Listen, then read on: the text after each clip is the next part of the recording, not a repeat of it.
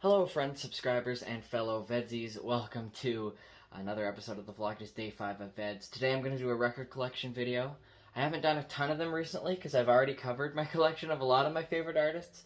But I just realized I've never done a Supremes video. So it's time to go through my Supremes record collection. Now normally what I would do here is I would get a little into the history of the group. But this video already runs the risk of getting a little long because I got a lot of stuff.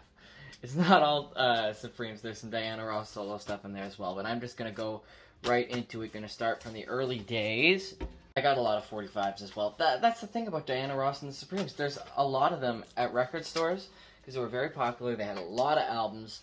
And, yeah. So, I've just slowly accumulated a ton of stuff over the years. Anyway, one time I got a Motown wholesale lot of 50 various Motown singles, and a lot of Supreme singles were in there, including Baby Love. I was so glad to have this Baby Love, which has Ask Any Girl on the B-side. This is from 1964, and since it's an American pressing, it's on the awesome blue Motown label. Can't get enough of that. That song is on the album Where Did Our Love Go? And I do have that album. Not only do I have that album, this is a pretty early copy of it. I believe from 1964. It's in mono, which is cool. It's a Canadian pressing, and it's on the blue Motown label, which is unusual.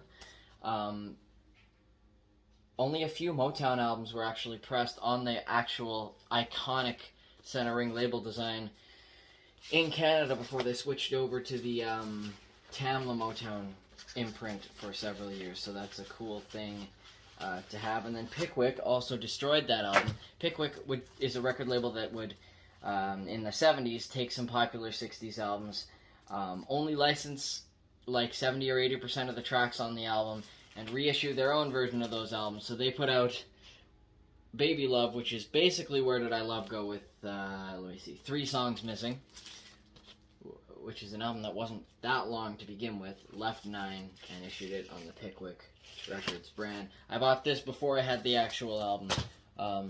I would probably, I can't promise anything, but I would literally ship that out for free to any of you if you want. I don't care about Pickwick Records. Anyway, back to the singles. I have Back in My Arms Again, which has Whisper You Love Me Boy on the B-side there. Then we switch over back to albums, because I love this album. More hits by the Supremes. I also have an old school 60s copy in mono. It looks pretty beat up, but it plays okay. Oh, this is what I was talking about. So starting in 1965, all Motown-related albums were issued on this black, white, and blue Tamla Motown label, which is a shame because in the United States you had a very colorful array of various Motown labels. You had the yellow Tamla labels, you had purple for Gordy, you had Soul Records as well. You had, just a lot of different, wide spectrum of colors for the various artists that were on the Tamla Motown label. But no matter what label they were on in the States, you just got the relatively boring Tamla Motown centering label in Canada. And here's a single on that relatively boring label design. This is You Keep Me Hanging On. A bunch of people have written their names or whatever at some point on the center ring of this one. And I just got removed this out on the B-side. You Keep Me Hanging On, one of my favorite Supreme songs of all time. Oh, I'm doing that thing where I get a little ahead of myself in terms of singles, because I haven't talked about a couple of albums that came out before that. Supremes A Go-Go, again in mono. I have a few of the early Supremes albums in mono, which is really cool. Again on that boring Tamla Motown label. I also have a copy of I Hear a Symphony, but I don't have the actual record jacket for it. I thought I was getting TCB. So I bought a copy of the TCB album, or so I thought I did, which is an album that I'll cover later on, because I eventually did get a copy. And then I opened it. It was not that album at all. It was actually the Supremes' I Hear a Symphony. Which, whatever. Now I have a copy of the Supremes' I Hear a Symphony, even if I don't have the jacket that goes with it. Anyway, and here's another. Oh, and that's in mono as well.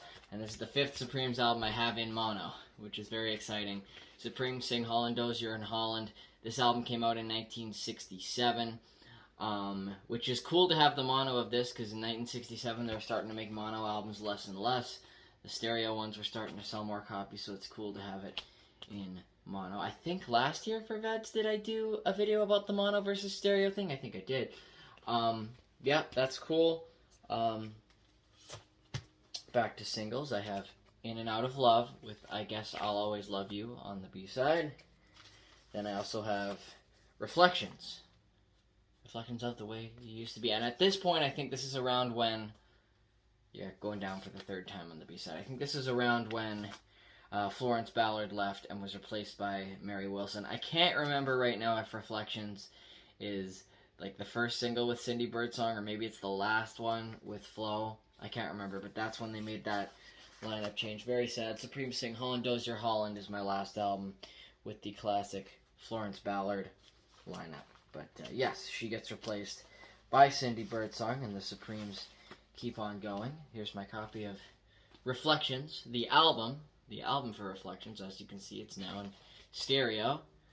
Cool to have, and all of these again are on that boring black and white Tamil Motown label, so I'm not going to have to keep showing that. And then, oh, this is cool. Diana Ross and the Supremes live at London's Talk of the Town. I love to collect live albums.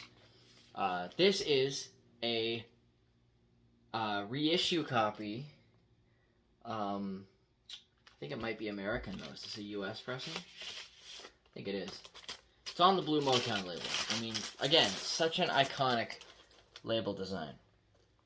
No, manufactured in Canada, but since it's a mid-70s reissue, by the mid-70s, they had switched back over to using the blue Motown label for Canadian releases.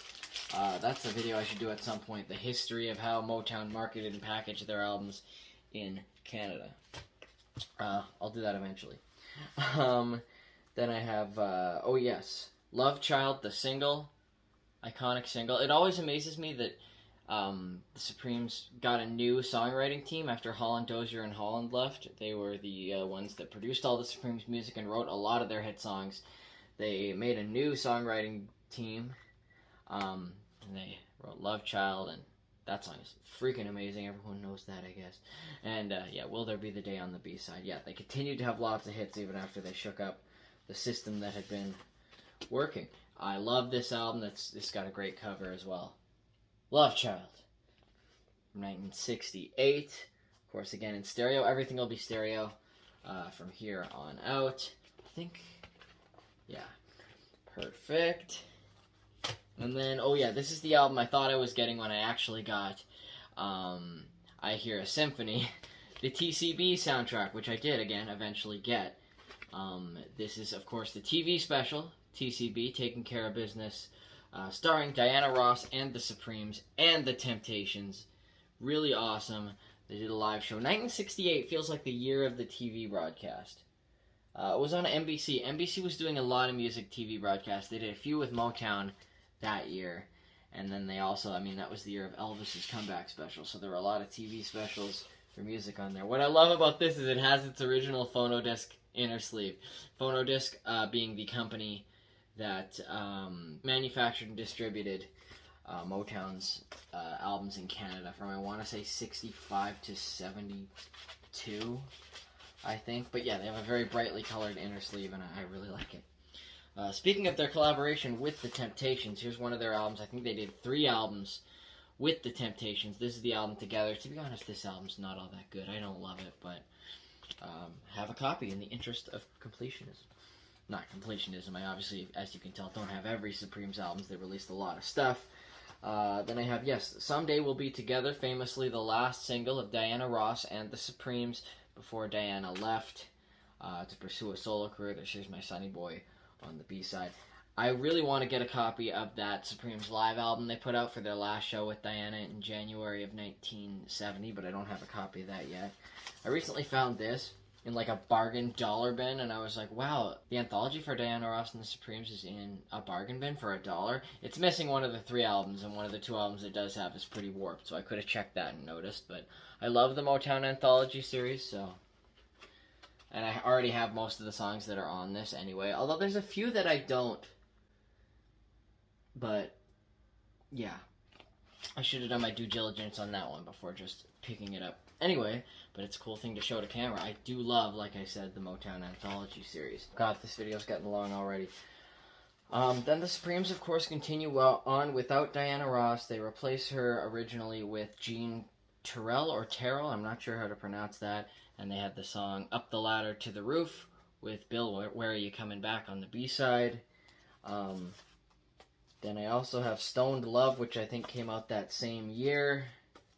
This is a later copy on the Motown Yesteryear series, which was a mid-70s label, or a mid-70s, series that Motown had for reissuing some of their older singles. And then here is, from 1970, Diana Ross's single, Remember Me, with How About You on the B-side. And the album, Everything is Everything. That's one of my favorite Diana Ross looks, of course, now into her solo career. I haven't actually listened to this album yet. I just bought it. Can't wait to give it a spin. Just worth it for the cover alone. I've never heard this album. Maybe it's great. I have to check that out. Speaking of albums I just got, there's this one as well. The Last Time I Saw Him. Diana Ross from 1973. Yes, I have not listened to this one quite yet. This is an American pressing on the iconic Motown Blue label. Love the Motown Blue label. It's the icon of a brand. Then I have this, the double album, Diana Ross, for the soundtrack of Lady Sings the Blues. This is awesome. We're doing Billie Holiday. Still shot from the film. Never actually seen the film, but I have heard the soundtrack and I enjoy it. Motown made their own, so this actually comes with as well, like a whole booklet full of pictures from the movie, which are probably not, I'm just flipping through really quickly. But that's really cool to have. And Motown had their own label design just for this album. They put a custom label on the center ring, which is kind of cool. Tried to make it look like a really old-timey label design, and then they did the same thing even for the singles released off the album. Here is God Bless the Child with Good Morning Heartache on the B-side, so that's interesting. Oh yeah, in 1976 or so, Sessions Records put out this whole retrospective of Diana Ross and the Supremes music. This is always, 1975 it says in the back. This one's always been interesting to me because they're clearly just licensing the songs from Motown to release this compilation. It's on 3 LPs, like I said. It was just a budget line album when it came out. And it's interesting because there seems to be no rhyme or reason to the order that the songs are presented in. There's just many songs from different eras of the Supremes all spliced together. Like, not just like the different lineups of the Supremes, but like even there's some stuff from after Diana left, from the mid-70s, and it's all sort of just put together and kind of thrown on shuffle. But those kind of shuffled compilations can be interesting sometimes. So yeah, Sessions Records, Diana Ross and the Supremes compilation thingy. I also have this from Diana Ross and Marvin Gaye, which is always great. On the one side it has My Mistake Was to Love You, and then it's got Include Me in Your Life on the B-side. And another Diana Ross single, it's Touch Me in the Morning. Oh, I like that song, that's a good song. And then I Won't Last a Day Without You on the B-side. And here's another song I really love, the theme song from Mahogany, aka Do You Know Where You Are Going To, one of my favorite of her solo tracks. And then No One's Gonna Be a Fool Forever on the B-side. And then I also have the Love Hangover single from 1976, another one of those guilty pleasure songs for me. It's good. It's got Kiss Me Now on the B-side. That one's good.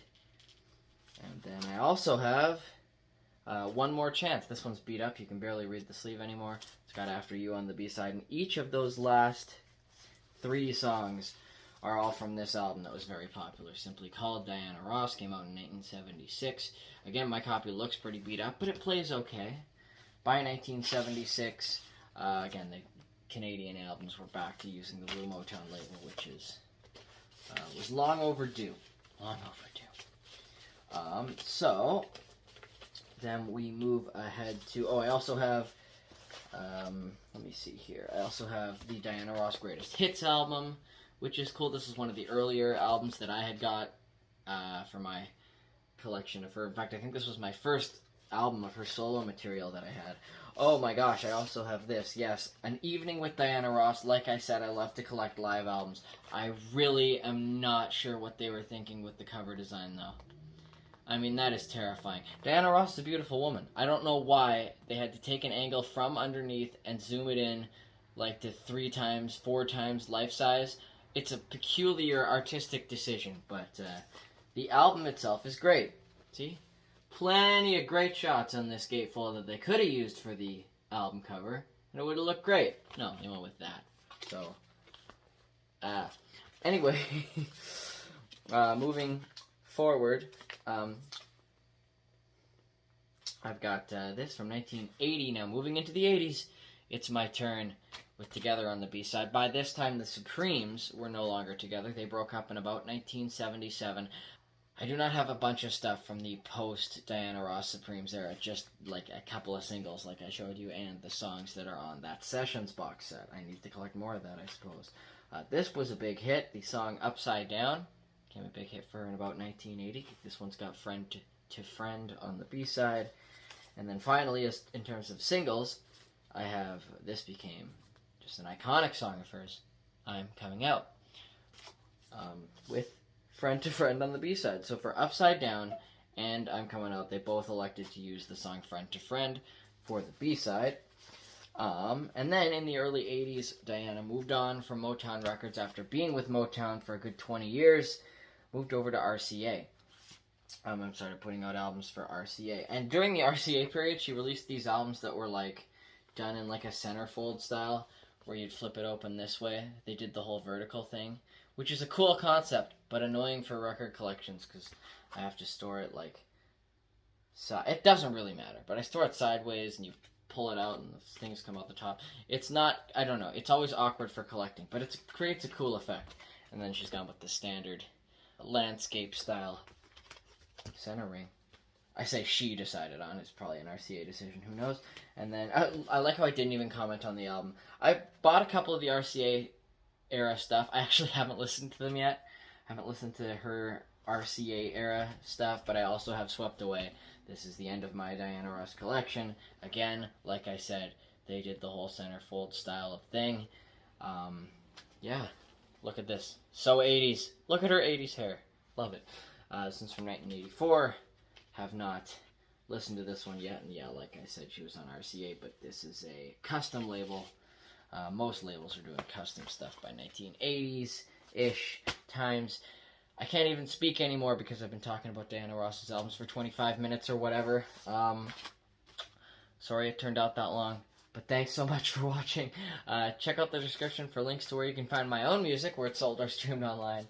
Like this video if you like what you saw, subscribe to this channel if you've been enjoying my videos, and ring the notification bell if you want to be notified whenever I upload a new video, which should be very soon because I am in the middle of VEDS, like I said. That is vlog every day in September, and this is only day 5 of doing 30 videos this month, and we're only up to day 5, and I've already taken to going into tremendous detail about my record collection. But also in the description are links to where you can find the channels for the other wonderful fellow VEDSies. There are currently 7 of us that you can join into if you'd like. Thank you so much for watching, and I'll catch you guys again soon.